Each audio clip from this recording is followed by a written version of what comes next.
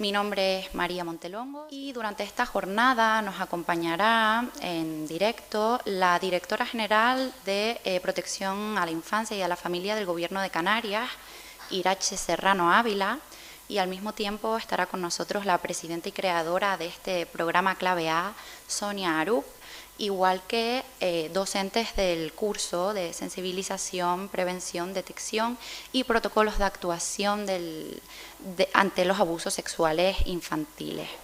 Después de tantos años escuchando esas historias, uno se piensa que qué puede hacer, cómo puedes ayudarlos para poder, que ellos mismos puedan aprender a pedir ayuda, a reclamar o poder llamar la atención y decir, me pasa algo, porque no es fácil.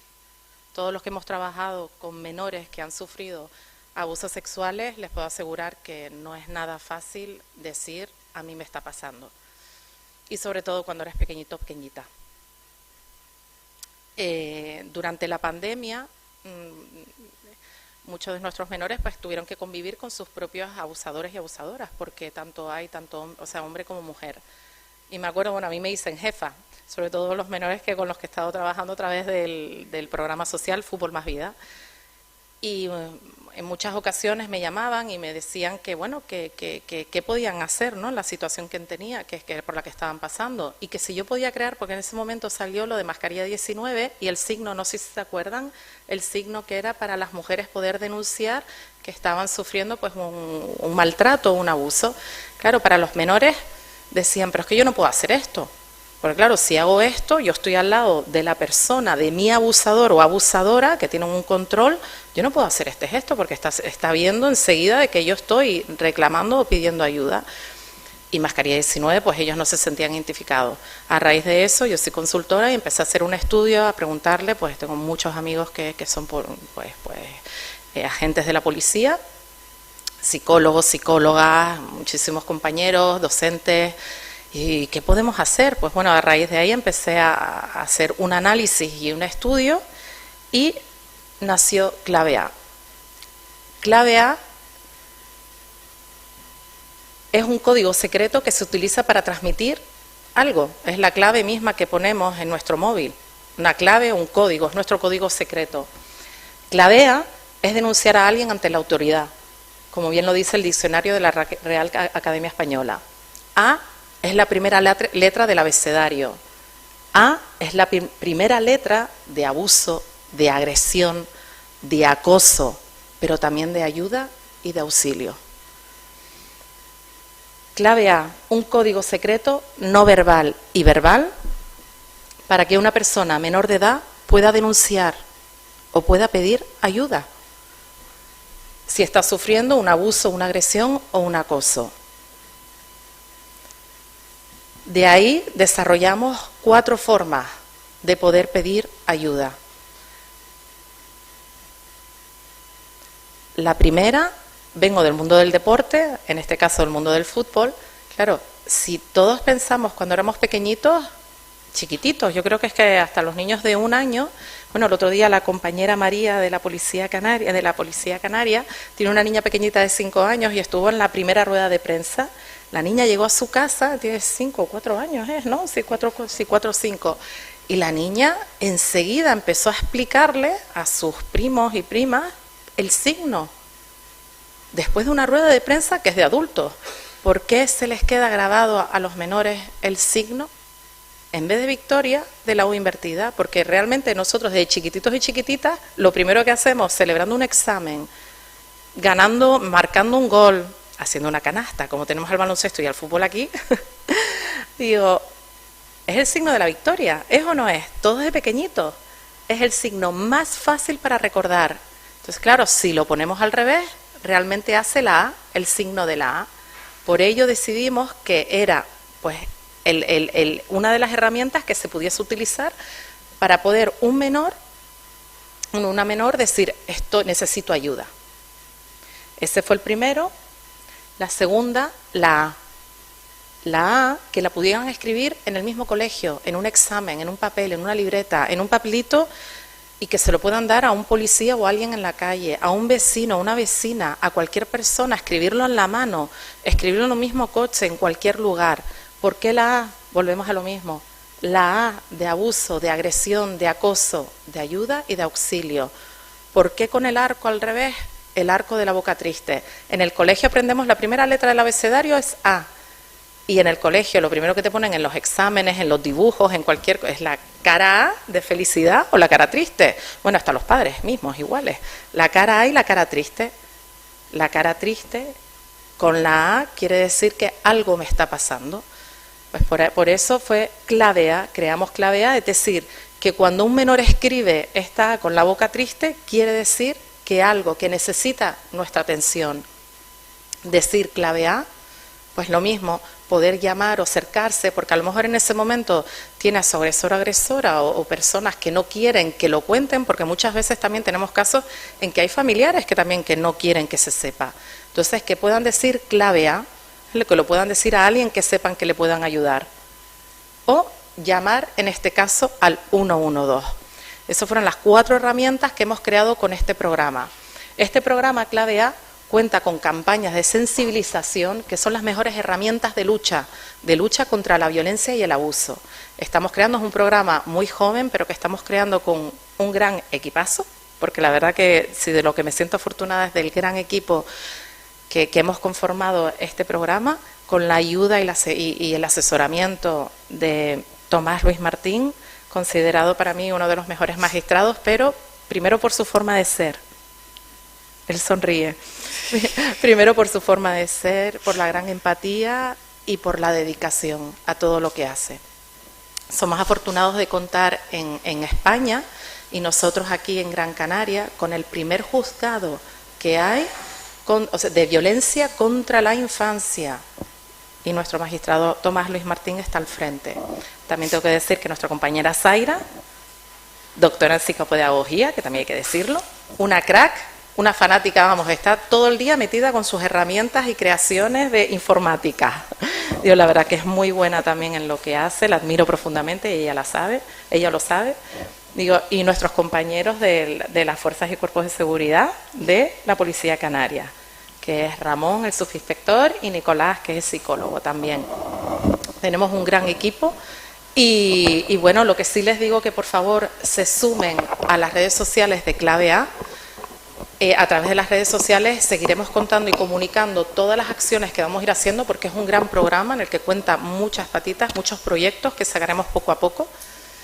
Y ahí lanzaremos pues las próximas campañas de sensibilización. Y darles muchas gracias por escucharme. Doy el paso ahora a María, mi compañera María, también María maravillosa que se ha sumado al programa, y nuestra directora jefa de comunicación. Gracias María, gracias a todos.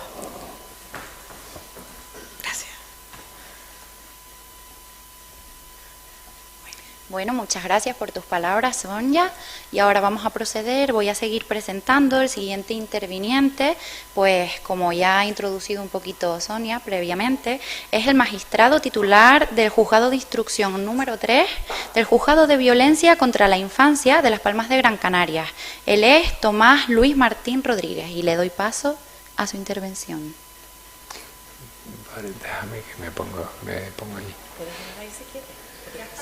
No, porque es que es para que no se queden dormidos. La verdad es que habíamos organizado la presentación al revés entre Zaira y yo, cosas nuestras que para variar ni siquiera tenemos tiempo para comentar con quién organiza el acto y nos metemos en estos berenjenales. Entonces, cuando se planteó el webinar y en el modo que se planteó, después de que se hubieran entregado determinados materiales y que se planteara como un acto de resolución de dudas, pero también de culminación, de repaso, yo también me cuestioné en la evolución de lo que era el material con el que se estaba trabajando, si teníamos o podíamos detectar planos en los que el profesional pudiera quedar en un terreno de la confusión. Esto es muy frecuente en el campo normativo, donde podemos encontrar hasta 3 o 4 normas que pretenden alcanzar un mismo objetivo y que sin pretenderlo se llegan a pisar. Refiriéndome específicamente a quienes pretenden o pretenderán desarrollar las funciones de coordinador de bienestar y convivencia o delegado de protección del deporte, ocio y tiempo libre, o a todos aquellos profesionales que necesariamente deberán coordinarse con estos y trabajar conjuntamente con estos, surgió una cuestión que tenemos una colisión derivada de la vigencia de normas precedentes que ahora entran en contacto con unas figuras que son nuevas como el delegado de protección y otras figuras que han sido desarrolladas como el coordinador de bienestar y convivencia, que ya estaba como tal previsto en la ley de educación. Entonces, yo he hecho mi propia interpretación integral de lo que considero y de lo que debe de ser el modo de actuar que les expongo, y supone como culminar parte de la materia hecha, pero ya empezar a avisar que la profesionalización, la formación y la capacitación exige ir dando pasos adelante, y de que ya tenemos que ir dando pasos adelante, de que hemos superado una fase introductoria y que tenemos que ir apretando en esta capacidad de formación, porque nuestra formación tiene que ser integral. Ahora estamos ahora sí en la normativa que está vigente, es decir, y cómo cogemos al coordinador de bienestar o al delegado de protección cuando de repente considera que se constituye como núcleo o eje central de todas las labores que deben hacerse en el terreno donde está desempeñando su trabajo, y entra en colisión con funciones que vienen atribuidas a una institución como fuerzas y cuerpos de seguridad. Bien, en la instrucción lo que establece es que son las fuerzas y cuerpos de seguridad las que van a estar capacitadas para responder de manera coordinada.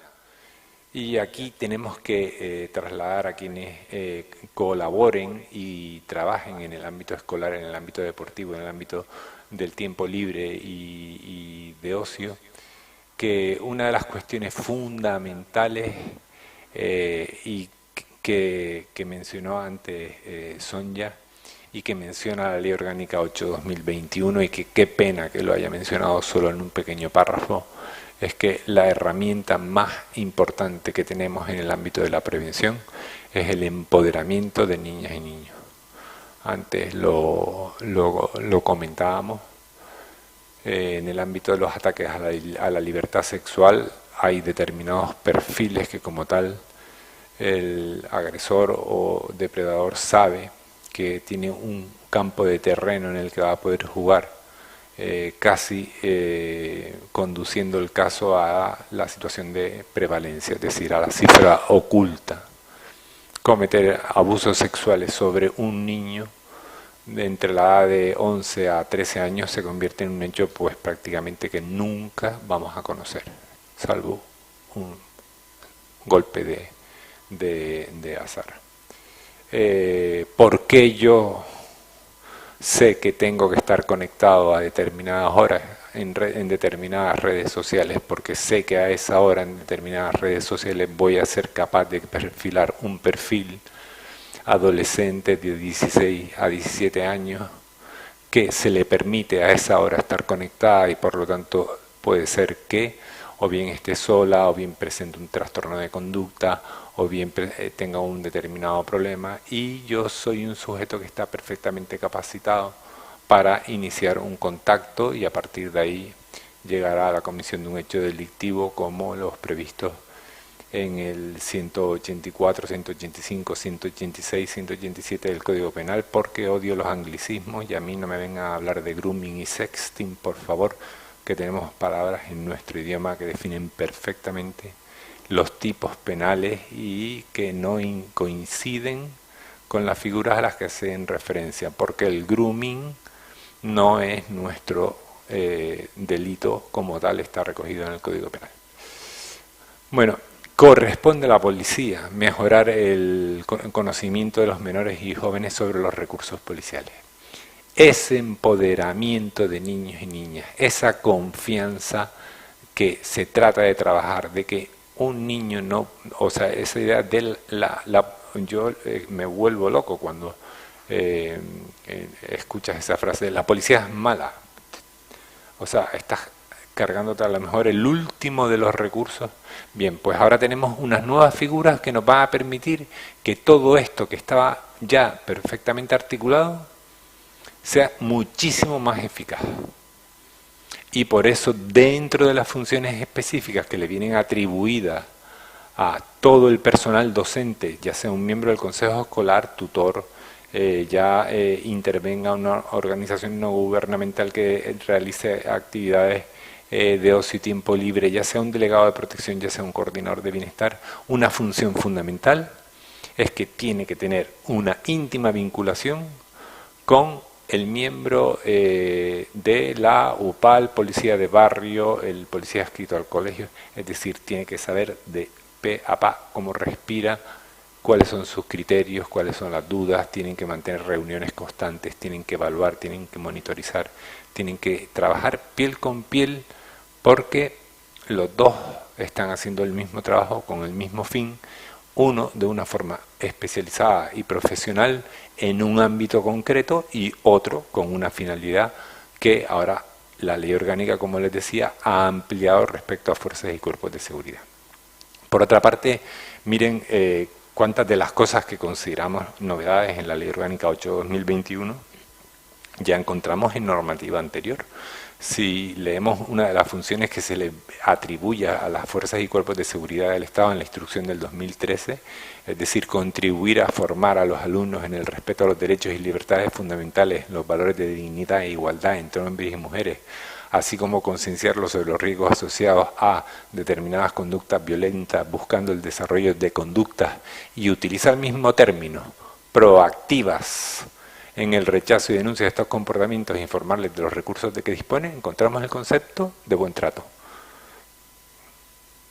Lo teníamos en nuestra legislación, realmente lo teníamos desde el año 90. ¿Qué es lo que hemos conseguido? Ahora hemos conseguido estar aquí, y es que hoy estamos hablando de infancia, por fin estamos hablando de infancia. Pudimos hablar de infancia cuando entró en vigor la Convención de los Derechos del Niño, pudimos hablar de infancia cuando entró en vigor la Ley Orgánica 196, pudimos hablar de infancia cuando se hizo la reforma del Código Penal en el 2012, cuando entró la modificación del sistema de protección en el año 2015, pero nada de eso fue suficiente. Hoy estamos hablando de infancia, pero es que mañana tenemos que hacer todos los esfuerzos para seguir hablando de infancia. Sobre todo por una cuestión, porque ahora tenemos una inflación muy alta y la prevención es una herramienta indispensable para incrementar el Producto Interior Bruto de un país, porque te ahorra un montón de terapia. Vale, pues dentro de estas funciones, incrementar la vigilancia policial en las inmediaciones de los centros escolares, ahí se encuentran estas figuras, tienen que tener ese contacto, articular mecanismos de coordinación permanentes entre los expertos policiales y las autoridades docentes, pero no solo eso, también tienen contacto con asociaciones de madres y padres.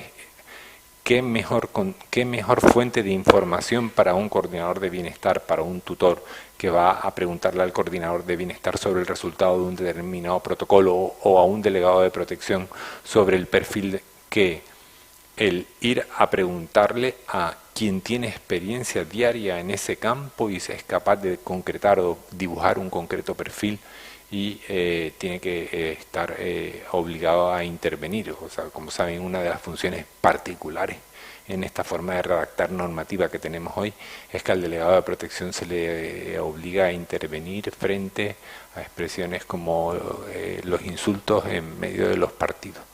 Y digo, madre mía, esto, o sea,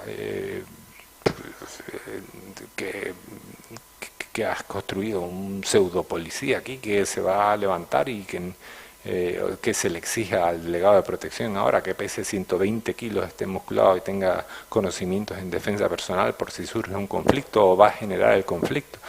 cuando tenemos a unas unidades que tienen atribuida esa función específica, ¿no habría sido más coherente que el delegado de protección asumiera la obligación de comunicar de forma inmediata a fuerzas y cuerpos de seguridad del Estado el incidente, y aun cuando hubiera transcurrido, ya las fuerzas y cuerpos de seguridad se ocuparán de cumplir la máxima en todo esto: zapatero a tus zapatos?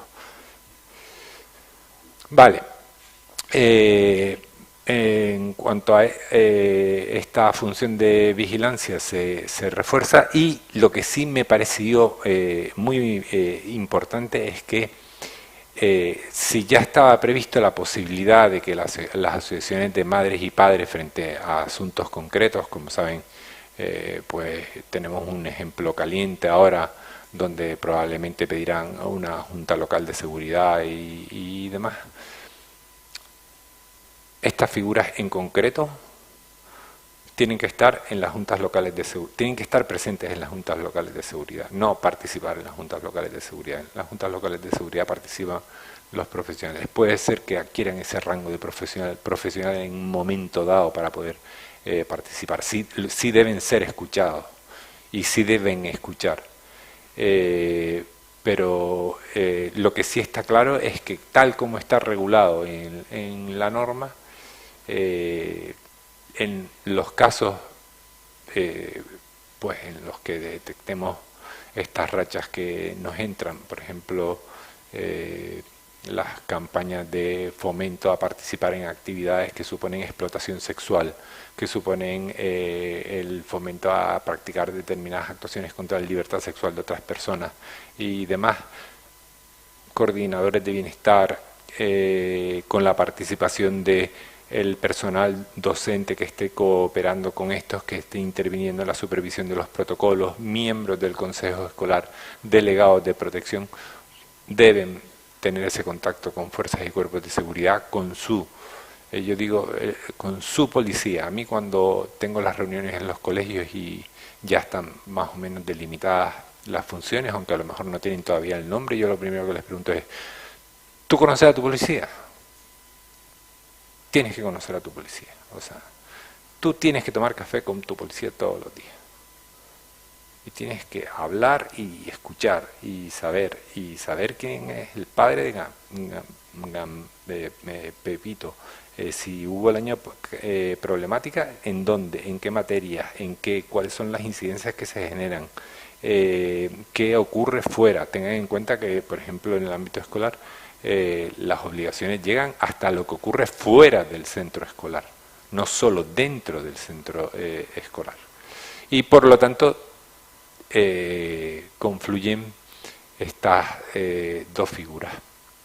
Dentro de las funciones que corresponde a fuerzas y cuerpos de seguridad y en las que deben apoyarse, es que en cuanto a personal específicamente y profesionalmente capacitado, van a poder echar una mano con la realización de conferencias, actividades en los centros escolares, realización de visitas y actividades a estos centros para impartir una formación básica que permita hacer labor de conciencia, de sensibilización y particularmente pues finalmente como desplegar un campo, un ámbito de protección. Es un trabajo que entendemos debe realizarse de forma conjunta. Prevención y sensibilización, pues lo mismo. Tenemos una mano derecha que tiene atribuida por ley unas determinadas facultades, que tiene acentuadas por ley esas facultades dentro de estos ámbitos y que, entre otras, tienen un papel muy importante a la hora de contactar y entrar en contacto directo con padres y profesores. Y por lo tanto, el coordinador de bienestar, que en gran parte de los centros escolares de esta isla va a verse en situaciones muchas veces de un absoluto desborde, tiene que saber que puede instar la cooperación, la colaboración de quienes están por ley obligados a prestar esa colaboración. Bueno, no sé cómo voy de tiempo, si ya tengo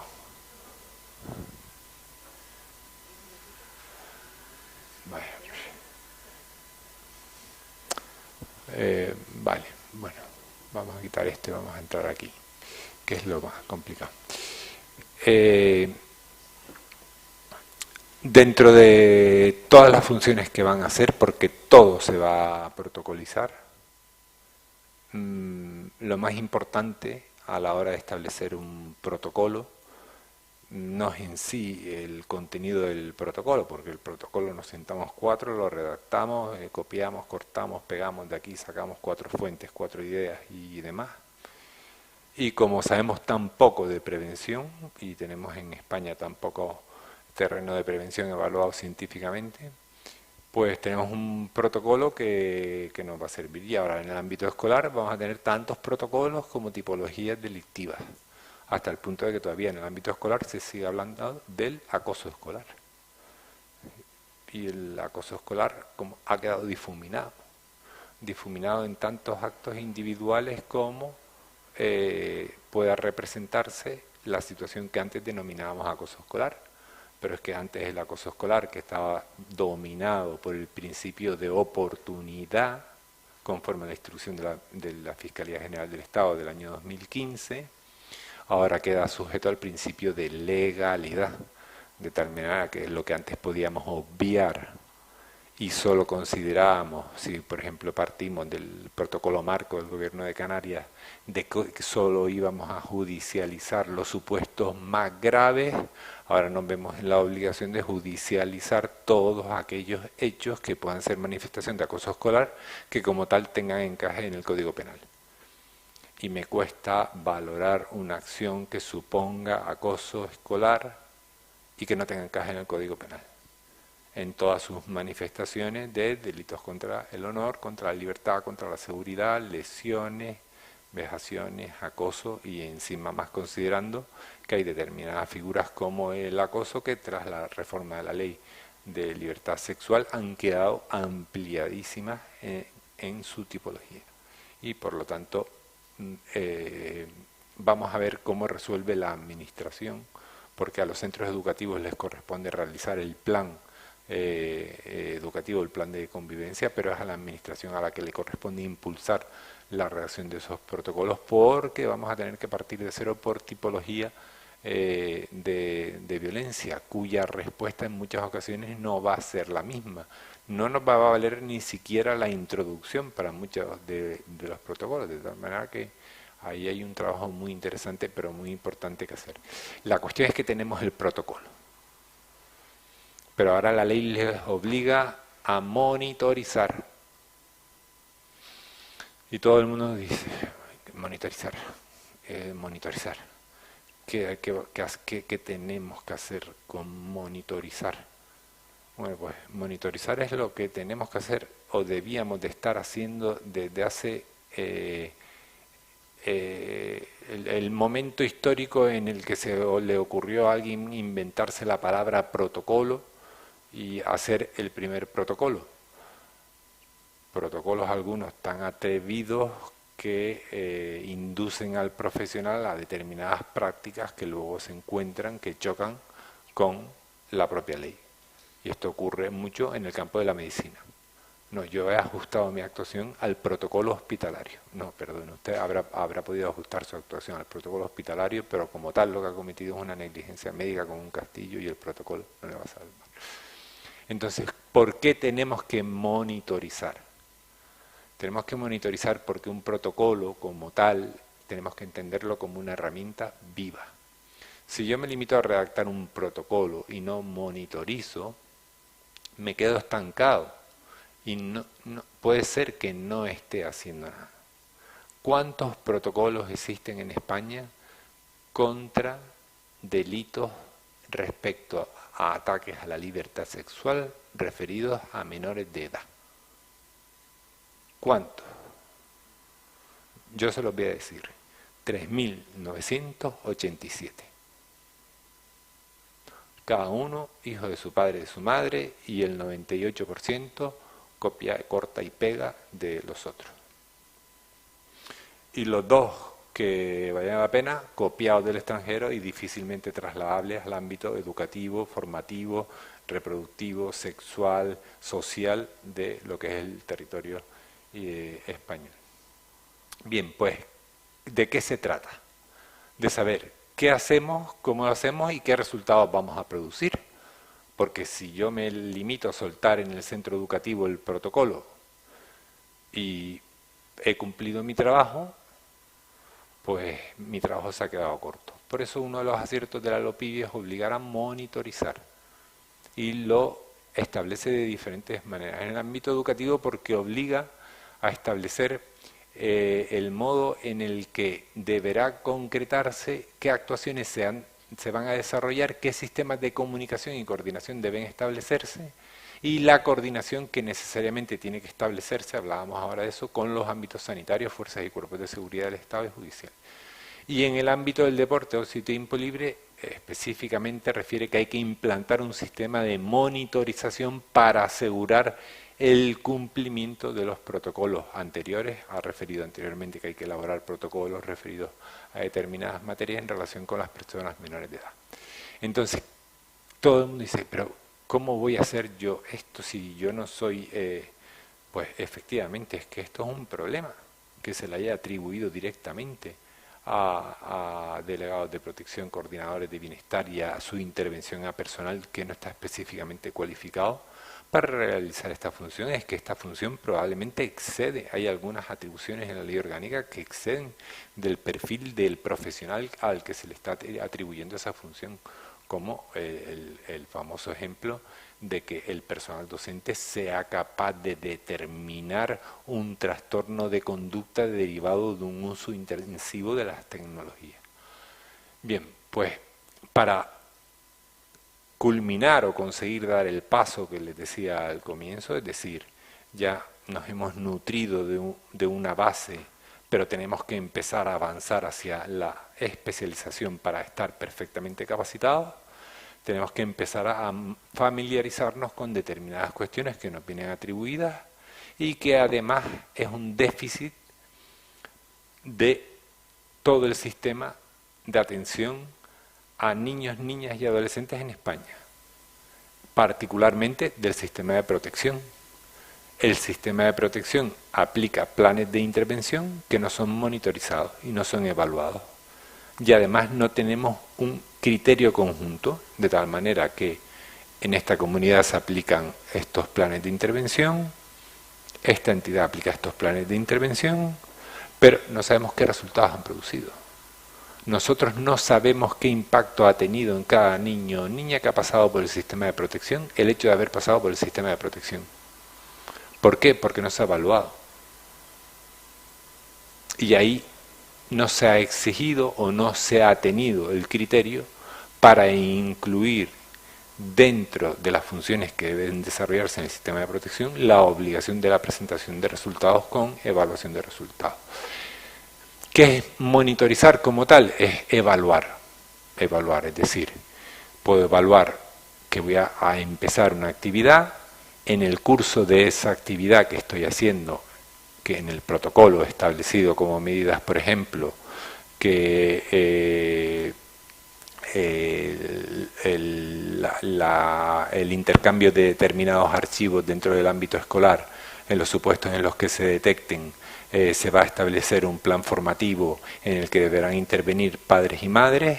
En el curso de la intervención evalúo qué respuesta obtengo y finalmente voy a obtener una evaluación de resultados, es decir, voy a saber qué resultado he producido porque al año siguiente y al año siguiente voy a ver si ese curso, si esa actividad formativa, si el trasladarla a los padres, mire, es que su hija comparte fotos de sus pechos y tiene 12 años, es que el problema puede ser de su hija, pero es que también en casa tenemos un problema y tenemos una falta de formación digital, vamos a hacer este programa. Vale, el programa como tal está súper bonito, pero ¿va a producir resultados o va a producir el resultado que pretendemos alcanzar? Porque esa es una cuestión importante. Todo protocolo debería empezar con ¿qué queremos conseguir?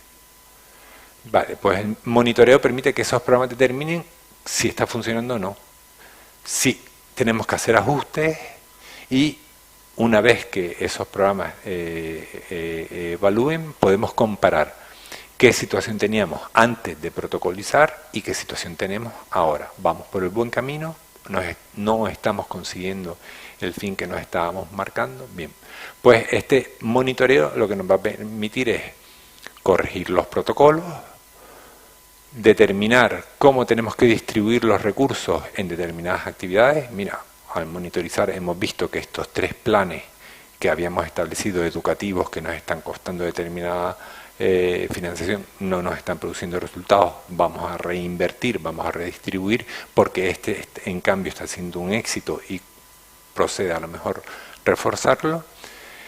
Vamos a recolectar información para poder finalmente, cuando lleguemos al punto final, evaluar y difundir la información de que todas estas actividades las estamos monitorizando fuera de los grupos, porque nos van a permitir obtener información. Es decir, si establezco un protocolo de convivencia dentro del ámbito deportivo, porque observamos y vemos necesario que hay determinadas conductas que no son del todo pacíficas, o que no, hay una falta de conocimientos en la resolución pacífica de conflictos en chicos de 8 a 10 años, y establecemos unas pautas que al finalizar cada entrenamiento se va a, pues un día va a venir un agente de policía, otro día vamos a dar una charla, otro día vamos a hacer un taller y demás. Es importante a lo mejor que lo traslademos fuera para recibir el feedback de sujetos tan relevantes como, por ejemplo, pueden ser los padres. No existe un modelo estándar que yo les pueda decir, miren, para monitorizar van a tener que hacer todo esto. Lo que sí es importante es que tenemos que ir a lo que son técnicas cualitativas, es decir, qué vamos a medir y cómo lo vamos a medir, y revisar otros estudios que vayan en paralelo a lo que nosotros estamos haciendo. Es decir, vamos a encontrar programas similares. Por ejemplo, el programa de visita de personal de enfermería a domicilios de adolescentes. Lo vamos a poner en marcha, por ejemplo, por poner un ejemplo que se me acaba de venir a la cabeza. Vale, pues sabemos que en Gran Bretaña este programa está súper implantado, que han obtenido, que han evaluado, vamos a nutrirnos de toda esa información y ver si nosotros somos capaces de alcanzar esto.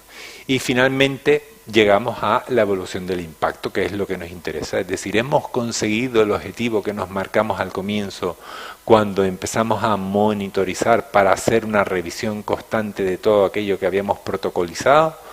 Bueno, pues ahí está la evaluación del impacto. Y la evaluación del impacto lo que nos va a permitir es valorar en qué situación estábamos antes, en qué situación estábamos ahora, y si ya estamos en la situación de ahora estamos en el momento de pasar a una segunda fase. Vamos a conseguir una prevención que pase de primaria a una prevención que sea primaria intensiva, o ya estamos capacitados para hacer una prevención secundaria, es decir, en casos en los que se ha detectado una situación, intervenir también en esos casos, porque la monitorización nos va, al mismo tiempo nos está formando. Vale, pues quería acabar, después de la parte inicial que hacía Zaira, con esto, como anunciando,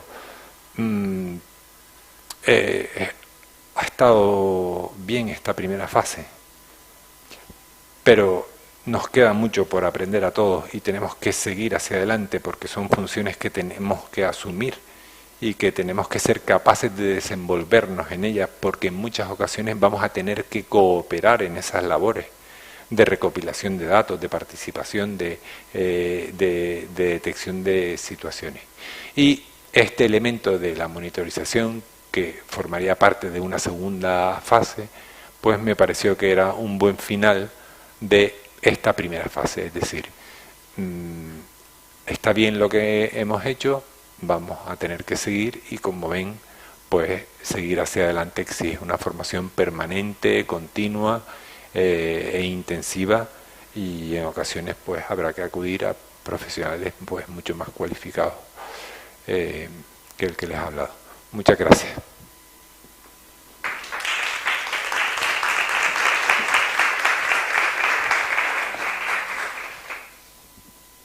Todo tuyo. Muchísimas gracias por la intervención. Ahora le vamos a dar paso a Zaira Santana Amador. Disculpen por el pequeño error que hubo antes con el orden de los ponentes. Ella es doctora en Ciencias Humanas, perdón, un segundito, en Ciencias Humanas, Sociales y Jurídicas, y también es licenciada en Psicopedagogía. Así que le doy la palabra. Muchísimas gracias. Adelante.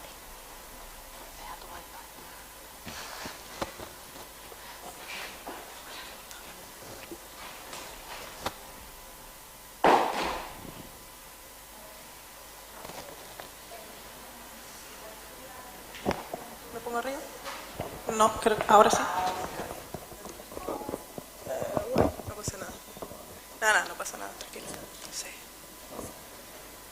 Bueno, a ver, como ya Tomás hizo ahí una gran introducción y hablar después de él también es verdad que es un poquito más complicado porque, bueno, porque tiene un discurso, aparte de agradable, pues extenso y creo que bastante profundo en el tema, ¿no?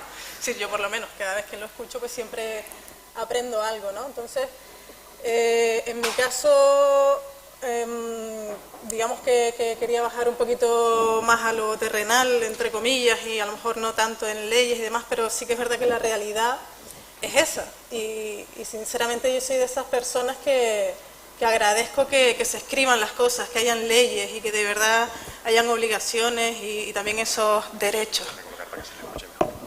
En lo que el compañero coloca, lo primero era darle las gracias a todos por asistir, tanto a ustedes que están aquí ahora mismo de manera presencial como a los que están de forma online, porque precisamente están cumpliendo es una de esas cositas que se nombran en la LOPIBI o en la Ley Orgánica 8/2021 que comentaba Tomás, y esa formación especializada, inicial y continua, ¿no? En este caso, por ejemplo, nadie les ha obligado a estar aquí, como sí que podría suceder con otros profesionales, como por ejemplo en el ámbito de la educación, en donde a lo mejor la administración sí que les puede obligar a ello. Entonces, lo primero es felicitarles y darles las gracias por acompañarnos.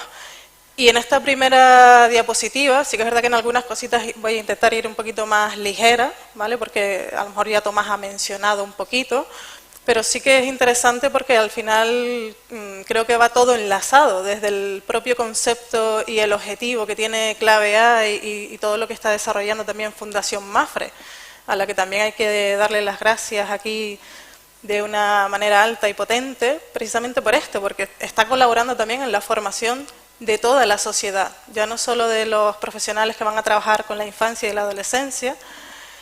Y en este caso, pues todos estos títulos que tenemos aquí, el buen trato, la prevención, la sensibilización, la formación sobre el uso intensivo de Internet, por ejemplo, pues son todos esos puntos que recomienda la LOPIBI que se deben de trabajar y que se debe formar a todos los profesionales. Pero sí que es verdad que incluso también a toda la sociedad, porque sí que es verdad que es importante recordar ese concepto que no lo voy a leer, pero sí la clave de qué es la violencia, ¿no? Que no dejarnos solamente en el concepto que mencionaba el compañero Tomás de acoso escolar, que quizás es uno de los más escuchados, o otros que ya lo menciono más como el bullying, pero yo por si acaso, que yo con Tomás no me quiero meter, no voy a utilizar anglicismos ni nada de esto. Entonces, bueno, al final hablamos de violencia y creo que es algo importante que tengamos todos muy en cuenta. ¿Y qué es la violencia? ¿No? Pues al final es cualquier acto, ¿no? que pueda privar a las personas menores de edad de esos derechos, de esas libertades y sobre todo de su bienestar, ya sea físico, ya sea psicológico, emocional, ¿vale? Y también sobre todo en el ámbito digital, que todos tenemos claro que actualmente está ahí y que no se va a ir, pero precisamente por ello quizás es el aprender con qué estamos trabajando, qué es lo que tienen nuestros niños, niñas y adolescentes en las manos, y todos tenemos que formarnos en ellos, nos quede lejos o nos guste. Es decir, creo que al final es algo muy importante a tener en cuenta todos. Entiendo que aquí el público es muy variado, ya no son solamente esas personas que pudieron realizar ese curso de sensibilización que iniciaba o que lanzaba Sonja con compañeras de la academia, también de Fundación Mafre, sino precisamente el conocerlo todo. Antes Tomás lo mencionaba algunos, pero fíjense incluso todo este listado que tenemos aquí. Precisamente esto es algo también importantísimo en los centros educativos, incluso también en entidades deportivas. Tener claro que todo es importante comunicarlo, ¿vale? Que esto también lo decía el compañero Tomás antes, ¿no? Entonces estos son artículos que aparecen en la LOPIB, en la Ley 8/2021, en donde si se fijan, que por eso también quería incluirlo, por aquello de que el objetivo del webinar de hoy ya no era solamente para alumnos, sino que se abría a toda la sociedad, que también, bueno, nos parecía una buena idea precisamente por eso, porque creemos muy importante que todos sepan el deber de comunicar de todos, ya no solamente del profesor, del entrenador, o yo soy el delegado de campo, o cualquier cosa, sino el deber de comunicar de todos, ¿vale? Evidentemente en las personas que trabajan con la infancia y la adolescencia esto se acentúa, pero creíamos importante también traerlo aquí para generar esa conciencia y esa sensibilización, ¿vale? ¿Es complicado? No, pero tenemos que buscar las herramientas, y herramientas realmente existen, que pueden existir más, que se pueden mejorar. Claramente, y estoy segura que además se está trabajando en otros ámbitos en crear herramientas de denuncia. Pero sí que es verdad que tenemos claro, por ejemplo, que ahora tenemos cerca siempre también a las fuerzas y cuerpos de seguridad del Estado, siempre los hemos tenido ahí, pero quizás cada vez van teniendo más importancia, ¿no? Y en este caso, pues, está claro el ejemplo y tenemos la señal de que están aquí, ¿vale? Y también están escuchando y también se están comprometiendo con muchísimas iniciativas de las que soy muy consciente de que ellos también están participando.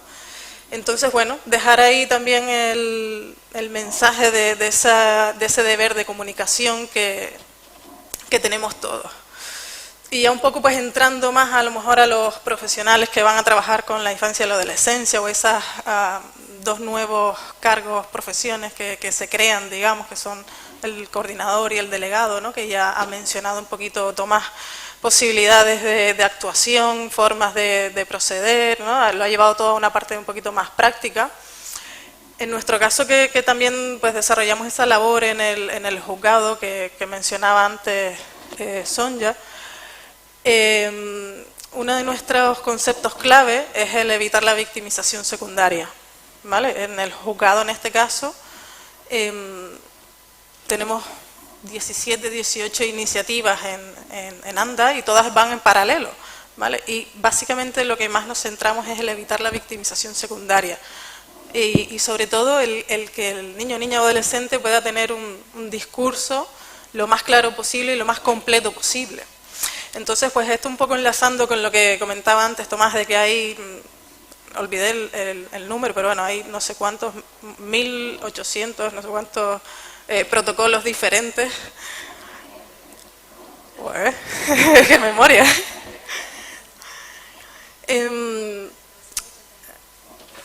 Gracias. En ese sentido, un poco el decir, vale, protocolos es verdad que son necesarios, pero el tener claro que cuantas menos veces preguntemos al niño, niña, adolescente qué es lo que ha pasado, seguramente al final vamos a conseguir un testimonio muchísimo mejor y lo vamos a contaminar muchísimo menos. Entonces esto también trasladado un poco a la sociedad o a los centros educativos o deportivos y otros clubes de deportes, y relacionándolo con el deber de comunicación, el intentar focalizar a quién tenemos que avisar, saber y tener claro que las fuerzas y cuerpos de seguridad del Estado están ahí también para eso, y que no es todo a lo mejor resolverlo en el centro educativo y esto se queda aquí, ¿no? Entonces el intentar colaborar, esa colaboración interinstitucional que también se nombra en la LOPIB, y el darle valor. Entonces al final también pues conseguimos, aparte de esa reducción de entrevistas, crear una menor ansiedad incluso en el menor, ¿vale? A la hora de contarlo todo. Para no extenderme, esta parte que también es un recurso que está activo y que nos gustaría también un poco compartir con todos, pero que tampoco me voy a adelantar ni a adentrar muchísimo en ello, pero sí que es algo que ya está hoy en día y que también entra un poco en esa parte integral del tratamiento del niño, niña o adolescente, ¿no? Entonces esto ya es es un recurso que tenemos en el Gobierno de Canarias, siendo conscientes de que sabemos de que se están desarrollando muchos otros recursos que van a ser muy válidos, ¿no? Sobre todo para ese momento de comunicar y de denunciar, para que a partir de ahí se averigüe lo máximo posible y consigamos avanzar. No voy a entrar demasiado en esta parte del coordinador de bienestar, ¿vale? Pero bueno, para mí lo más importante, aparte de que bueno, en la ley eran muy positivos y esperaban que el 5 de diciembre del 2021 ya estuviera todo activo, pero bueno, estamos. Yo me quedo con la frase esta de Tomás de estamos, y estamos desarrollándolo. Y bueno, ya hay gente ya comprometida y trabajando en ello. Somos conscientes de que la administración educativa también está trabajando en ello. Y yo me quedo con eso, ¿vale? Importante tener todos claro que en los centros educativos y en los clubes deportivos será obligatoria esta figura, ¿vale? Pero sí que es verdad que no me voy a extender porque creo que Tomás ha hecho un buen planteamiento sobre lo que podrían hacer y cuál va a ser el trabajo futuro, que quizás a lo mejor no se están planteando, sino que todavía se están planteando el qué tenemos que hacer, cómo desarrollamos los protocolos, nos centramos en el protocolo de acoso escolar o nos ajustamos a lo que realmente nos pide la LOPIBI, el desarrollar un protocolo por cada uno de los tipos de violencia que veíamos en la segunda diapositiva del listado que salía ahí. Bueno, pues esa es la realidad, ¿no? Entonces, pues como vemos hay muchas funciones, nada imposible, pero sí que es verdad que tenemos que estar en el camino y andar en ello y sobre todo tener claro la necesidad de que exista esto para que también haya un enlace entre los niños, niñas y adolescentes que necesitan esa ayuda y que tengan ese nexo de conexión, de confianza, esa persona que también está en el barro contigo, esa persona que está sudando contigo en los entrenamientos y que está viendo cómo entrenas, cómo juegas, etcétera, ¿no? Entonces en los centros educativos lo mismo, ¿no? En este caso se traduciría al patio. Entonces, bueno, todas estas funciones en donde ya Tomás también ha entrado, también se enlazan con esta otra novedad, ¿vale? Que ya quizás algunas entidades antes ya lo hacían, pero que ahora, pues como yo decía antes, la importancia de dejarlo por escrito, ¿no? Esa obligación en el control de la contratación, esa necesidad de un certificado negativo, ¿vale? Que además sabemos que ya hoy en día no es tan difícil y es muy fácil de sacar, ¿vale? Y lo tenemos. Entonces, creo que es interesante el tener esto también muy claro, además de todas esas funciones.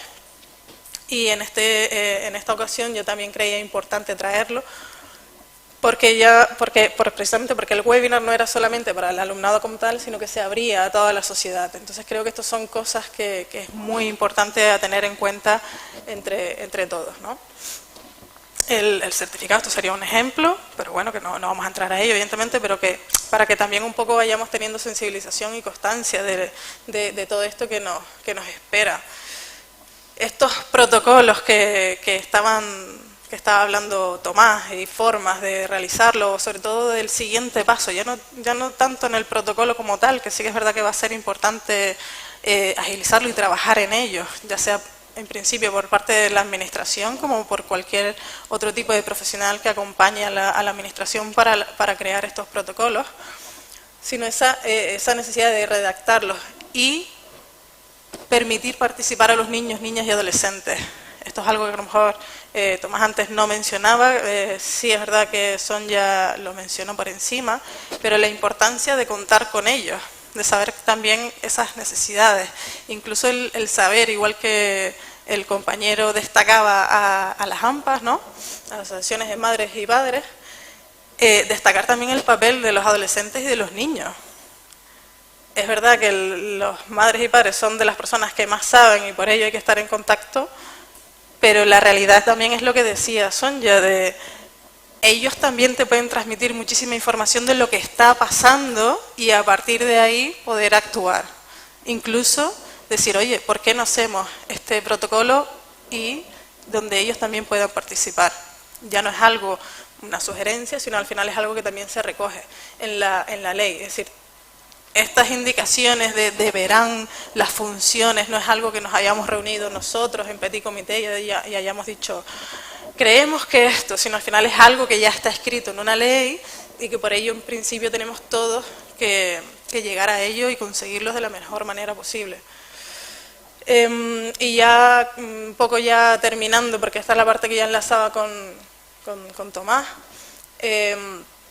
esa importancia de comunicar y de la coordinación, sobre todo con las fuerzas y cuerpos de seguridad del Estado.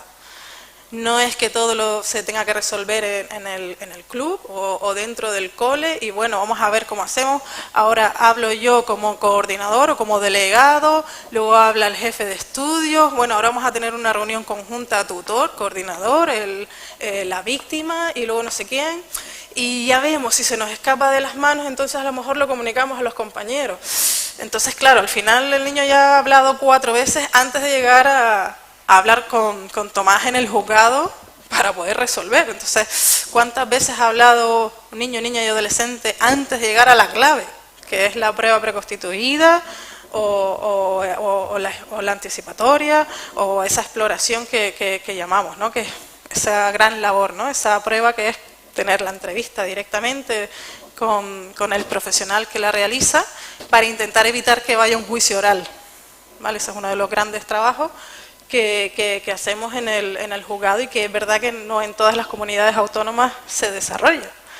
En muchísimas, pues el niño tiene que hablar delante de su agresor a 6-7 metros. Esas cosas que tú dices, ¿te sorprende? Pues al final esa es la realidad y es una de nuestras luchas, el seguir ahí y el proteger a las víctimas, ya sea de abuso sexual, como es el objeto en este caso del webinar y de otras formaciones que se están haciendo, sino de todos los tipos de violencia, como me gustaba destacar desde el principio, ¿no? Que al final es un todo y el ser conscientes de ello.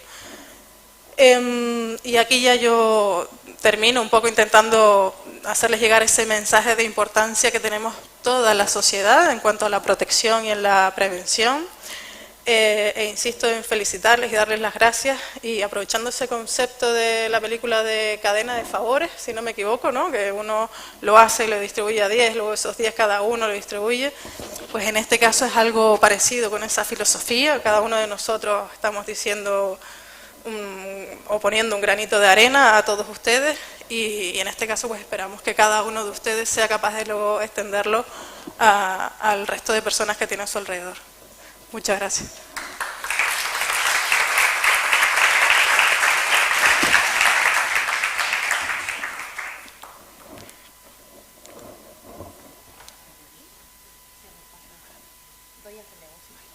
Gracias, Aira. Bueno, pues a continuación damos paso al subinspector operativo de la Unidad Operativa de Menores y Familia UMEFA del Cuerpo General de la Policía Canaria, a Ramón Guillermo García Manrique.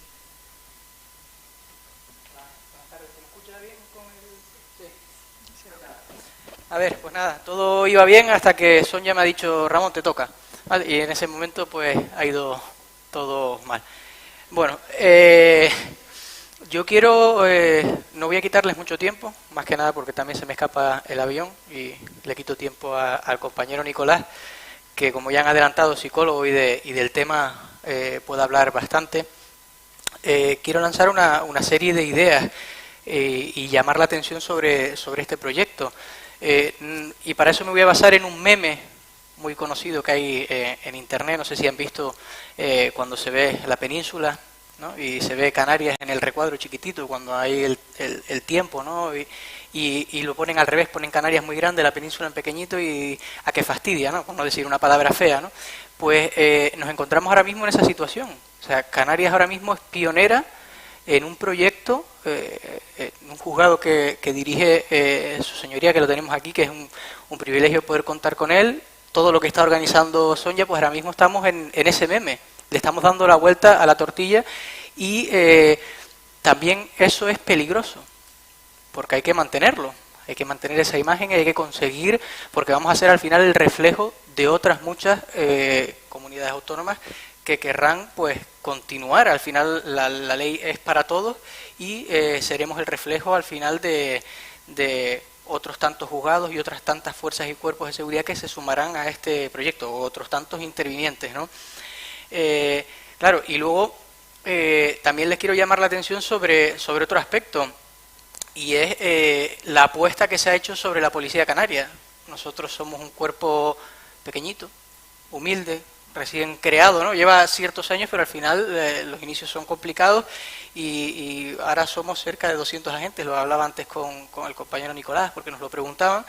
Y claro, aprovechando todo el símil del fútbol, aunque son ya nombrados que hay gente de baloncesto ahora, lo siento por aquella gente de baloncesto, es como ese pibito que juega en un equipo de barrio y de repente lo llama un equipo de los grandes y le dice, vente a jugar. Eso es lo que nos ha pasado a nosotros. Somos una policía de 200 tíos y tías que de repente te llaman a jugar a primera división con los grandes. ¿Vale? Y dices, bueno, pues también eso es importante y es difícil y tenemos que luchar por mantenerlo. Bueno, dicho todo esto, lo ideal es que no hiciese falta policía en el mundo, ¿vale? Que todo marchase bien, que todos nos comportásemos bien y que todo funcionase en una línea y tal, aunque sería aburrido también el mundo, pero ojalá pudiéramos vivir en una tranquilidad absoluta. Ante no haber eso, ojalá hubiese un policía dedicado a cada persona, ¿vale? Cada menor, cada adulto, cada padre, cada profesor, cada entrenador tuviese su policía cercano que le pudiese tender la mano, ayudarle, escucharle o detenerlo en el momento que corresponda, porque se ha portado mal, ¿no? Pero eso no es posible, ¿vale? Y eso queda muy, muy, muy lejos y se ve. O sea, la sociedad se da cuenta que no hay policía, uno sale por la calle, vivimos una cierta tranquilidad, pero no hay policías por doquier que estén velando por la seguridad. Y en este ámbito ocurre lo mismo. Por eso gana tanta importancia todas esas figuras que se han ido nombrando y que nombra la ley orgánica. Es necesario que nosotros tengamos conocimiento, o sea, no somos tantos como para poder prestaros un servicio al 100% competitivo y como merece la sociedad, pero sí que necesitamos de ustedes para tener conocimiento. O sea, al final, la suma de vuestros ojos a los nuestros, pues nos va a aportar el ser capaces de conocer una serie de hechos que están ocurriendo, unas situaciones de vulnerabilidad, unos problemas que vienen sufriendo y sobre todo los menores, que si cabe pues peor aún, porque no solo es el hecho delictivo que se ha cometido sobre el menor y el perjuicio que le causa en ese momento, ¿no? Imaginemos, vamos a extrapolarlo a una herida, estás en una herida y te duele en ese momento, pero la herida cierra, pero al final te queda una cicatriz que te acompaña de por vida, ¿vale? O sea que en este tipo de casos es muy, muy importante el ser capaces de actuar lo más rápido posible y el ser capaces de llegar y tener conocimiento, ¿vale? Por eso es la importancia de todas estas figuras. Y también decirles que eso nosotros nos damos cuenta cuando participamos con estas charlas que nombró su señoría, que vamos a los colegios, a institutos, ya no solo a dar una charla, a soltar un speech y contarte y volverte loco con estamos aquí, existimos y demás, sino simplemente eso, personarnos, que nos vean, que nos escuchen, que sepan que estamos a la disposición. Pues no sé si decirles que del 98% de las veces que vamos a un centro, después recibimos una llamada. Eso quiere decir que algo ocurre. Pero claro, si no hubiésemos ido, no hubiese habido esa llamada, ¿vale? Porque, claro, el problema no es mío. Si me tocan a mi hijo, sí me duele. Si me tocan a mí, sí me duele. Pero si puedo evitar problemas y mirar para otro lado, pues la cosa cambia. Pero si brindamos una oportunidad, si abrimos una ventana de comunicación, si mostramos todas las herramientas que hay disponibles para poder dar a conocer estos hechos delictivos y vemos que hay alguien al otro lado que me responde, que lo investiga y que trata de solucionarlo y que más allá de esta persona que investiga hay una serie de entidades, de juzgados involucrados y que pretenden al final llevar todo esto a buen puerto, pues al final empieza a salir el problema y empezamos a verlo y ser capaces de atajarlo. Por eso sí que me gustaría transmitir que es necesario ponerlo en conocimiento, ¿vale? Y atender a los problemas que se están dando. Y si no me gusta la Policía Canaria, no simpatizo con la Guardia Civil, si no simpatizo con el que sea, a cualquier color, a cualquier institución, acercarse y denunciarlo. Al final terminará llegando donde deba llegar, pero ponerlo en conocimiento independientemente del color con el que nos encontremos o con el que simpaticemos, ¿vale? Siempre transmitirlo, ¿vale? Y bueno, yo creo que más o menos para el tiempo que tenemos y lo que os quería transmitir era simplemente eso, brindarles con nuestra presencia, decirles que estamos a su disposición, que lo comuniquen a quien crean o a quien encuentren en cualquier momento para poder atajar esta problemática, ¿vale? Y nada, dicho esto, pues yo ya dejo al compañero Nico, que como ya han dicho, es psicólogo, el tío sabe, el tío habla muy bien y va a hacer ahí una intervención estelar. Vale, pues muchas gracias.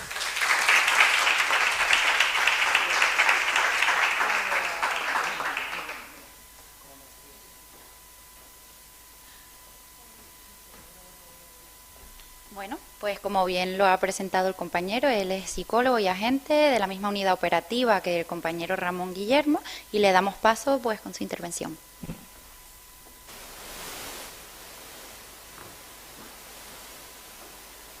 Buenas tardes a todos y a todas, no sé si me escucha correctamente.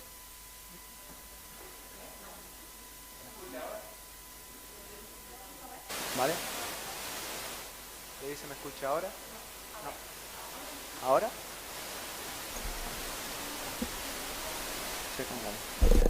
Vale. A ver si ahora se me escucha mejor. Vale. Bueno, pues voy a utilizar este micrófono. Bueno, viendo la hora que es y ya nos encontramos en el tramo final de este evento, del cual le agradecemos que hayan acudido. Ya me han presentado y me gustaría comentarles un poco la motivación que he tenido a la hora de realizar el curso, el módulo de psicología en el abuso sexual infantil. En este aspecto he intentado transmitirles la información básica para que, en primer lugar, sepan discriminar la diferencia entre pedofilia y pederastia y detectar los perfiles psicológicos de los abusadores sexuales infantiles, así como saber cómo detectar estos casos de abuso sexual infantil y, por último, cómo actuar ante ellos. Bueno, en primer lugar, la diferencia entre pederastia y pedofilia es bastante sencilla. La pedofilia se trata de un trastorno de la inclinación sexual, es decir, la persona siente una atracción sexual hacia los menores. Este tipo de personas lo que suele hacer es consumir pornografía infantil, no suele ir más allá, algo que también es un tipo delictivo. Por otro lado, la pederastia el pederasta es pedófilo y a la vez es la persona que lo lleva a la práctica, es decir, es el que abusa del menor, el que mantiene relaciones sexuales con él mismo. El perfil psicológico del pederasta o el pedófilo es muy abierto.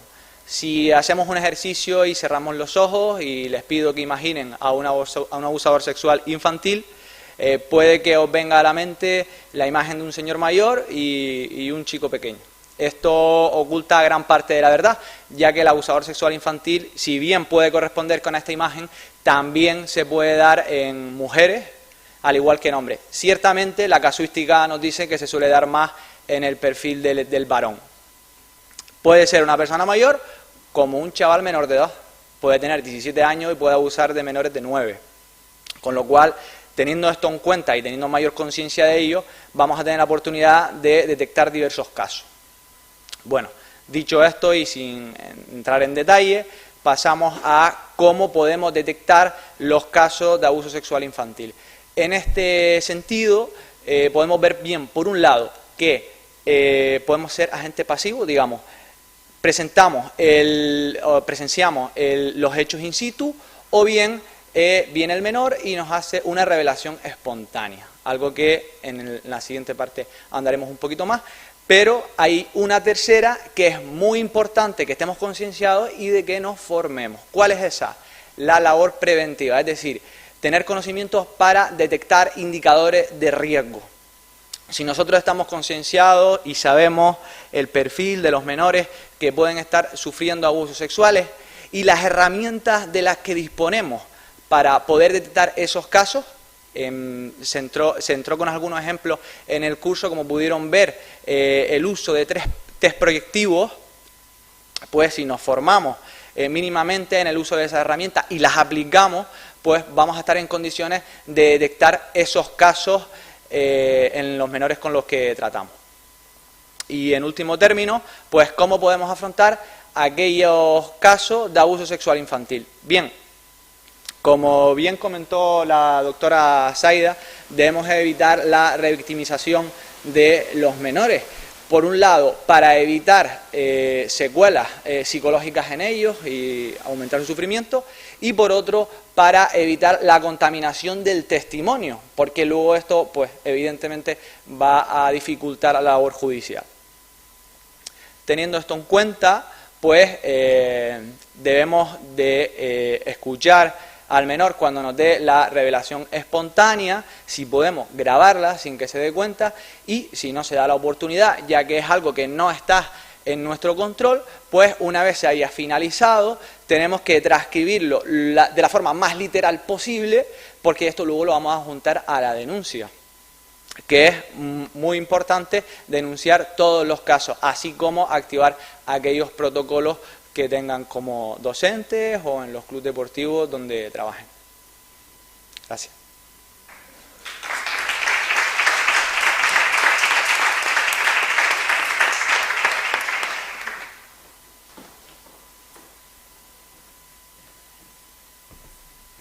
Bueno, muchísimas gracias a todos los intervinientes, a pesar de que...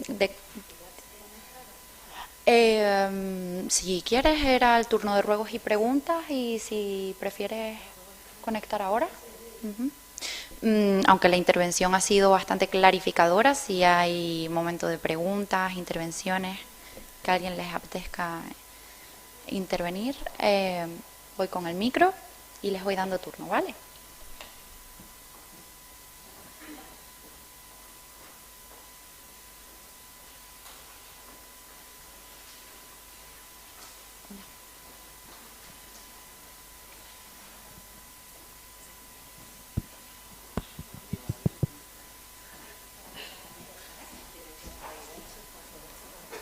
Hola, ¿se escucha bien?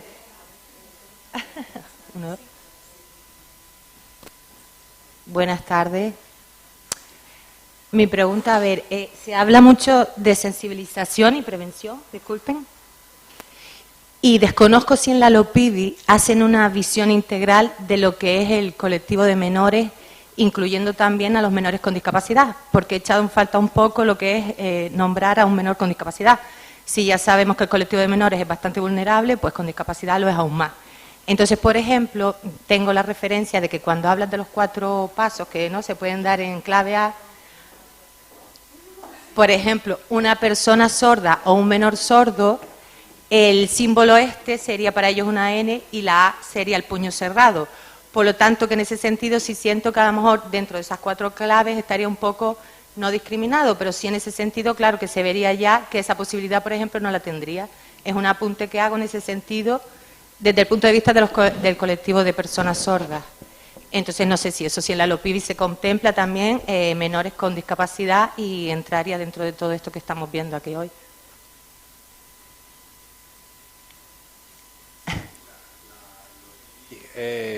Todo lo que establece, o sea, toda la LOPIDI, lo que viene a decir el legislador es que no se puede leer la ley sin una perspectiva transversal. Y esa perspectiva transversal exige atender a las situaciones que todavía a día de hoy mantenemos, y les mantenemos el nombre de diversidad. Funcional. Cuando debería ser el concepto de normalidad, en cuanto que todos somos diversos, pero hay determinadas diversidades a las que le damos mayor prioridad, cuando lo que les tenemos que prestar es accesibilidad, pero no. Entonces hay determinadas materias que el legislador dice no podemos entender esta ley si no la leemos desde la perspectiva transversal de la diversidad funcional, si no la entendemos desde las situaciones de exclusión, si no la leemos desde las situaciones de diversidad de género, identidad de género, exclusión económica, menores extranjeros no acompañados. Es decir, sin esa perspectiva transversal no has entendido la ley y no serás capaz de formarte.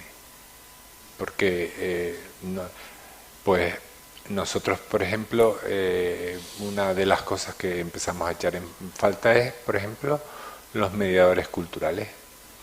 Pues yo a lo mejor puedo tener un caso de ablación genital y solo por dirigirme a la víctima y no haber tenido un mediador cultural acabo de cargarme la prueba porque no me advirtió que yo, siendo hombre, no podía dirigirme a la chica mirándola a los ojos, sino que tenía que haber tenido más paciencia, tenía que haber esperado a que llegara la intérprete y podíamos haber hecho una entrevista en salas separadas, porque su cultura pues le ha marcado que esos son los patrones y la importancia de esa perspectiva transversal y que cada día aprendes pues que en territorios, por ejemplo, encima como Canarias, pues que son tan importantes, ¿no?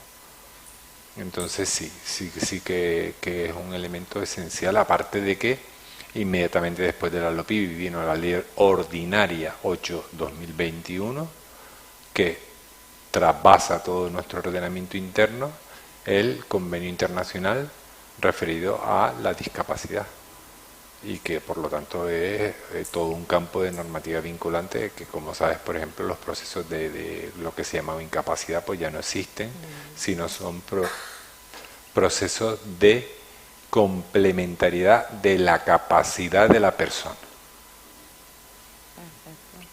Sí, desconocía ese punto. Si tiene esa visión integral, pues es lo suyo, claro que sí. Pero bueno, solamente también ese apunte, que la A es así, en lengua de signos. Lo digo por los niños que sean sordos. Lo sabemos, lo que pasa es que nosotros no utilizamos esto, sino es el signo al revés, lo que sigue. Nosotros hablamos con ellos de todas formas, y igual que con la 11, lo que vamos a hacer, por ejemplo, en este caso con la 11, claro, que no pueden ver, hemos escrito una canción, entonces vamos a lanzar una canción inclusiva donde vamos a explicar, y después para cada para cada asociación lo que vamos a hacer son materiales gráficos específicos para que ellos puedan entender la diferencia, o sea, a la hora de hacer el signo o escribir una A que lo puedan entender, ¿vale? Y a la manera de explicarla, ¿no? En este caso, de hacerla, o cuándo pueden hacerla, para diferenciarlo. Nosotros, de todas formas, no lo usamos, ese sí que no. O sea, es el signo al revés y pues con la boca triste. Perfecto, gracias. De nada, y a ti todo lo contrario. No sé si alguien tiene alguna otra pregunta, sugerencia.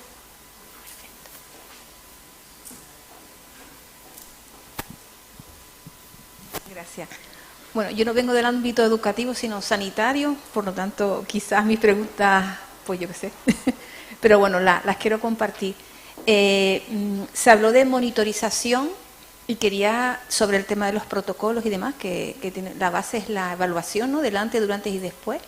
Quería saber si ya se ha creado algún tipo de instrumentalización para poder monitorizar pues los protocolos que los centros educativos o centros deportivos puedan estar aplicando sobre esta materia, o todavía está en los inicios, o en nada también. Está en nada. O sea, está en la palabra, pero todavía no se ha podido instrumentalizar. Nada. Es sorprendente porque se supone que la administración pública ya debió haber asumido el hecho de haber capacitado a los profesionales que asumían estas funciones para que estuvieran capacitados para poder desplegar las funciones que les encomienda. Esto es como ocurre con los canales de comunicación. Imponemos a toda persona y al profesional debidamente cualificado el deber de comunicar, al mismo tiempo le decimos que le vamos a establecer unos canales seguros de comunicación, porque usted se puede imaginar lo que es comunicar en determinados institutos o en determinados centros de salud un hecho contra un padre o contra una madre, porque al día siguiente se te presentan ahí los 111 primos y no es tan fácil. Y sin embargo nos vemos pues que que es el voluntarismo de una entidad privada, la que pretende crear un canal de comunicación que permita a los profesionales tener esa vía segura de comunicación. Y en el ámbito sanitario, al contrario, y manteniendo el dibujo inverso que reflejaba antes el compañero de mesa, Canarias va a ser la primera comunidad que saque el protocolo sanitario en materia de violencia contra la infancia y la adolescencia, que está a punto de culminarse, frente al nacional, que va con meses de retraso y está prácticamente paralizado, y que si los tiempos encajan, incluso el protocolo en el ámbito sanitario saldrá antes que la estrategia nacional para la erradicación de la violencia contra la infancia y la adolescencia. También en el ámbito sanitario vamos, en este caso, muy por delante. Y también quería preguntar si ya la figura de coordinador o coordinadora en los centros educativos ya se está aplicando, ya o todavía hay algunos centros, bueno, quizás hay algún centro donde se empieza a implementar, ¿no?, esta figura, que el recurso humano es importante, y yo imagino que será una persona contratada, no sé si trabaja por zona, ¿no?, como los equipos de orientación que trabajan por zona, o bien va a ser cada centro educativo va a tener esa figura humana, ¿no?, que tendrá que coordinarse con la comisión de convivencia, con jefatura de estudio, en fin, porque sola no va a poder abarcar la detección. Entonces quería saber si hay alguna experiencia ya aquí en Gran Canaria sobre esta figura. Pásale el teléfono si quieres a Elena. Bueno, tomando la palabra que me cede Sonia, yo trabajo en el área de convivencia escolar del Servicio de Ordenación Educativa, y este curso a nivel nacional, esta figura tiene que estar ya activada en los centros educativos. ¿Cómo se está implementando esta figura en el curso recién empezado? Pues para los centros educativos y para la persona que tiene que asumir estas funciones, pues necesita y requiere de un funcionamiento y un acompañamiento. Pero ¿qué pasa? Que también tenemos que tener en cuenta la perspectiva de que los centros educativos no arrancan tampoco de cero. Es decir, estamos hablando de protocolos de acoso escolar, protocolos de acompañamiento al alumnado trans, etc., ¿no? Ya esto se estaba implementando en los centros educativos y había una figura que los llevaba. También se han implementado en los centros educativos pues una serie de programas con un carácter preventivo y también desde la prevención, es decir, no evitar los conflictos que se pudieran generar dentro del ámbito educativo, sino trabajar herramientas que facilitará al alumnado la gestión de estos conflictos desde el diálogo, la tolerancia y demás.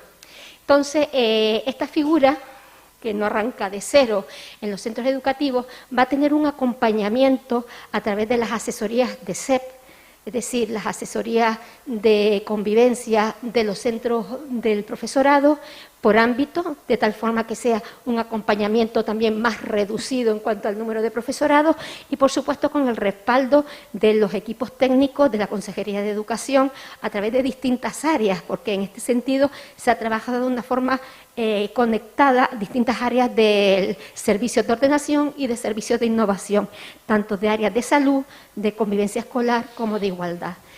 Este acompañamiento que van a tener a través de las asesorías de SEP también va a ser un acompañamiento pues a través formativo, porque como se ha puesto bastante claro en evidencia, la formación, el ser profesionales no especializados en esto, requiere también de un proceso formativo. Pues con eso ustedes lo saben, que vamos a trabajar con ustedes en el diseño, ya hay algo montado, no vamos a arrancar tampoco de cero en cuanto a definir los contextos que mejor puedan actuar en el ámbito educativo. No sé si con eso responde un poco. Pues si es uno solo, va bien. Tengo un dilema. No, más que un dilema es una preocupación, porque cuando se detectan o un joven o un adolescente, también un joven, ¿no? Rompe el silencio, ¿no? y denuncia, ¿no? Ya sea por la figura del coordinador o la figura del cuerpo de seguridad o sanidad. hay una denuncia, ¿no? Se procede, se activa el protocolo, intervienen todos los estamentos. Cuando hay una ruptura familiar en este caso, ¿no? Porque cuando ellos rompen el silencio, muchas veces la familia toma sus represalias, ¿no? Porque ha roto el silencio, porque son secretos, ¿no? Que se mantienen en el entorno familiar en algunos casos. ¿Qué pasa con el seguimiento de continuidad con estos adolescentes donde se rompe el secreto familiar, sale a la luz, hay una ruptura porque la familia hace el vacío a ese joven, a esa joven?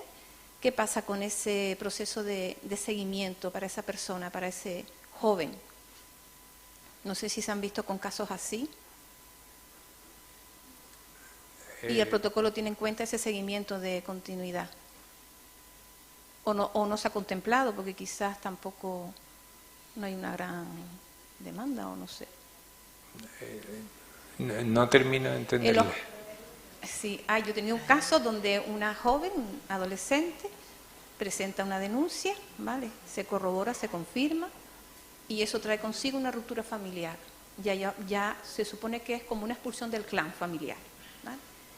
¿Qué pasa con ese joven que se atreve a romper el silencio y que el sistema de alguna manera la acompaña o lo acompaña, pero llega un momento en que se siente solo o sola?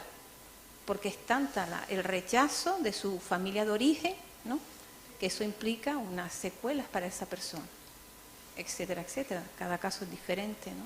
Entonces, por eso es el dilema que traigo en la luz. Yo no sé si le daré respuesta con lo que le quiero hacer ver. Evidentemente, se produce un hecho traumático, sale a la luz, se investiga, se detiene a una persona, se toman una serie de medidas judiciales, hay una resolución judicial que confirma pues al final que ese hecho delictivo ha quedado probado y demás, y como usted bien dice, pues a lo mejor ese menor pues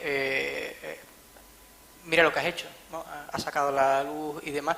Claro, nosotros por nuestra parte no solo informamos Ministerio Fiscal, a la autoridad judicial, sino se da cuenta la Dirección General de Protección a la Infancia y a la Familia.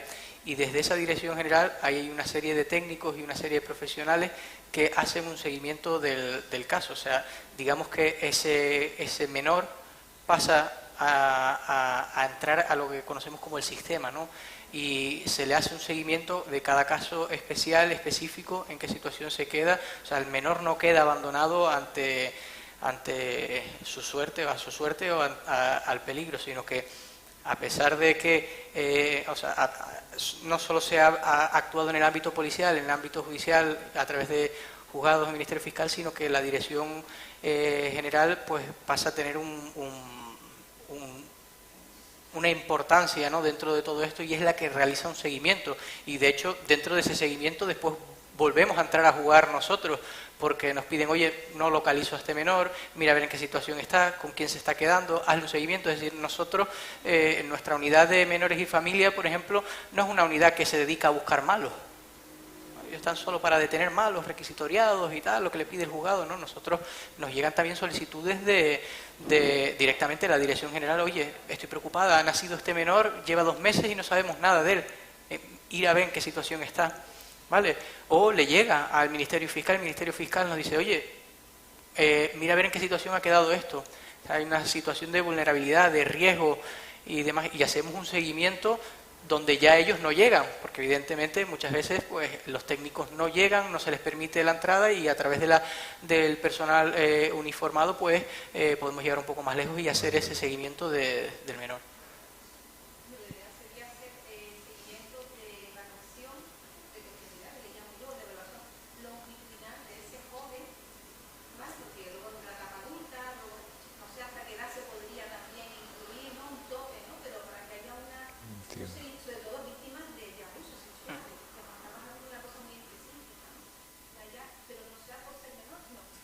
Sí, no, va.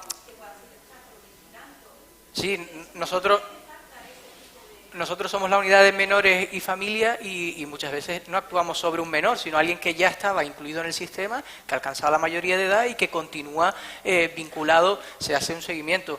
Nosotros estamos a disposición, o sea, la Dirección General trabaja y tiene mucho trabajo, mucho trabajo, pero se está en ello. Lo importante que se debe sacar de estas jornadas es que estamos, somos pioneros y que estamos. Y hablaba la compañera del 5 de diciembre de 2021, no lo veo tan lejos, no nos hemos ido tan lejos. Estamos en 2022, no ha terminado y estamos funcionando. Faltan figuras por crear. No, por ahí habían cabecillas que decían, no, esa figura no está todavía, pero se está trabajando en ello y eso es lo importante y lo que nos tenemos que quedar. No hemos mirado para un lado, sino estamos intentando involucrar. Nos hemos metido nosotros con los poquitos que somos, pues, oye, pues vamos a intentarlo, sumar algo y se está en ello. De entre nuestro público virtual, sí que realizan 2 preguntas. No sé si el tema quedó resuelto, la cuestión ha sido resuelta. Y podemos darle paso a 2 personitas que nos están preguntando a través de YouTube. Si les parece bien, les doy voz.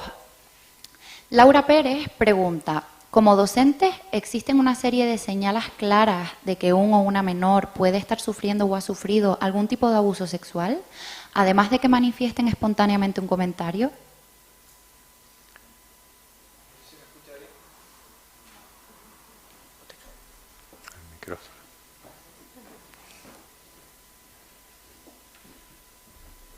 Bueno, intentando responder a esta pregunta, una serie de conductas que se suelen dar a menudo es que los menores, sobre todo cuando son pequeñitos, pues empiezan a realizar conductas, digamos, de contenido erótico o sexualizado que no son propias de su edad.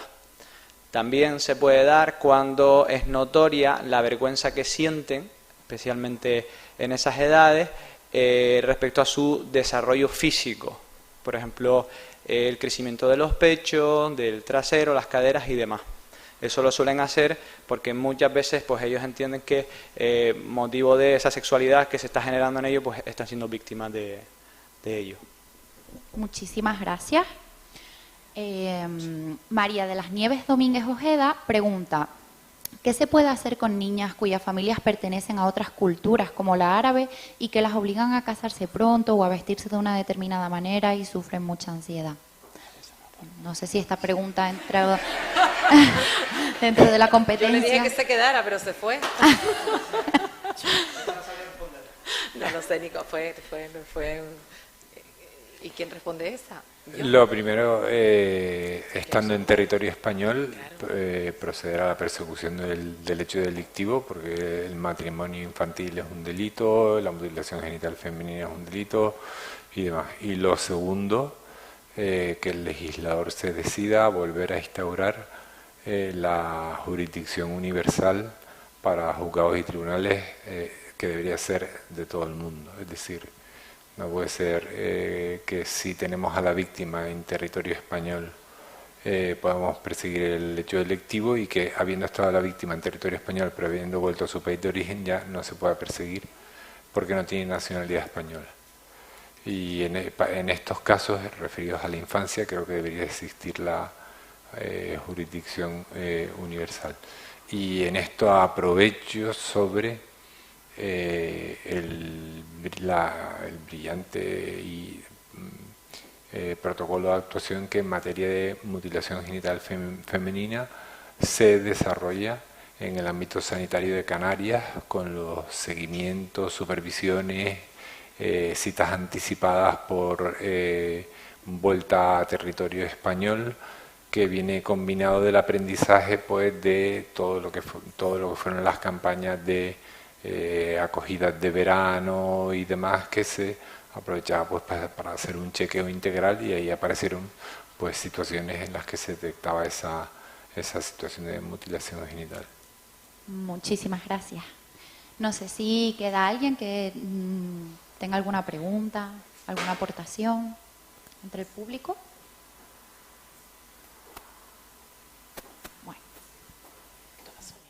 Nada, antes que nada, gracias, para no repetir lo mismo, pero gracias Lisa 2000, gracias Sonia Vera. Sin ti tampoco hubiese sido posible porque la verdad que hemos trabajado durante muchos meses. Ha sido un trabajo muy duro. Algunos de los compañeros que están aquí, a Tomás y Zaira, que los he vuelto un poco locos, tengo que darles 1.000.000 de gracias también. a mis compañeros de la Policía Canaria, porque al final yo soy una más y tengo que de la directora general de Protección a la Infancia y la Familia, doña Irache Serrano, no se puede conectar, ha sido imposible, pero sí tengo que darles el mensaje de parte de ella y que se siente enormemente feliz, porque es verdad, han sido más de 1.200 personas profesionales de todos los ámbitos que han participado en este curso. El que estén ustedes hoy aquí y todas las personas que están conectados online, que no paran de mandarme mensajes, muchos de ellos. Y bueno, pues que este primer webinar no se quede aquí, que todos los que hemos compartido hoy, que por favor repliquen. Es la única manera que en un futuro nosotros, que somos pioneros en Canarias, pioneros en España y pioneros en muchas de las cosas que estamos emprendiendo en Europa. Porque como saben, yo soy danesa y comparto con muchas de mis amistades que viven por medio mundo lo que estamos haciendo, y muchísimos de los que están fuera, no se hace en su país. Seamos pioneros en esto, pero también seamos pioneros en transmitir al resto lo que estamos haciendo, en aplicar todos los consejos que nos han dado hoy los profesionales, en poder aplicarlo, en poder comunicar, en tener los ojos un poquito más abiertos y ser empáticos con los que tenemos alrededor. Hay muchísimas personas más de las que ustedes se piensan que no solo sufren abusos sexuales infantiles, sino también sufren maltrato físico y psicológico, que también es muy importante. Comentabas antes, y te lo agradezco, la parte pues a las personas con discapacidad, ¿no? También ellos, y es verdad, ellos y ellas. Nos olvidamos muchas veces, no pueden comunicar por lo que están pasando. Y es difícil. Sí, para las personas que han pasado por esta situación lo es, para ellos mucho más. Seamos conscientes de ello, seamos más humanos también, siempre digo lo mismo, no pensemos solo en nosotros, tenemos que tener también un poquito de tiempo, porque muchas veces las personas me dicen, ¿pero por qué haces esto? ¿Estás loca? Tío, no es que esté loca, bueno, un poco es una pedrada pequeñita, como siempre decimos los que estamos en este mundo, en este ámbito. También dicen solo a mis compañeras de Fundación IDEO, Fundación Diagrama, que están online, tenemos una pequeña pedrada. Gracias a esa pequeña pedrada hacemos cosas tan bonitas como esta. Y todos los que estamos unidos nos vamos uniendo, somos personas, siempre digo lo mismo, de luz, personas que nos preocupamos por los demás, en crear estos proyectos. Pero difundámoslos, no solo porque sea, clave A, sino todos aquellos programas que puedan ayudar, difundan. No solo difundan memes y tonterías y boberías, que a veces estoy en Facebook, Instagram y demás, digo, pero por favor, ¿por qué no difunden también los vídeos? Que a veces soy la única, y vuelvo a difundirlo, te lo juro, lo vuelvo a poner.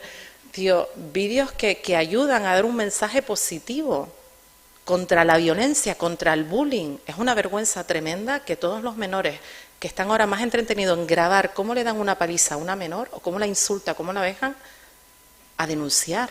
Tenemos que acabar con eso. Eso no podemos permitirlo. Y si nosotros desde Canarias podemos impulsar ese cambio, hagámoslo. Creo que ya es hora, y sobre todo ser un referente a nivel nacional. Es lo único que les pido, y también les pido, les doy gracias a todos, que ahora al terminar suban todos aquí, se pongan al frente para hacernos una foto de grupo y poder compartirla en prensa, en los medios, porque hoy han dedicado su tiempo libre y eso hay que agradecerlo. Gracias.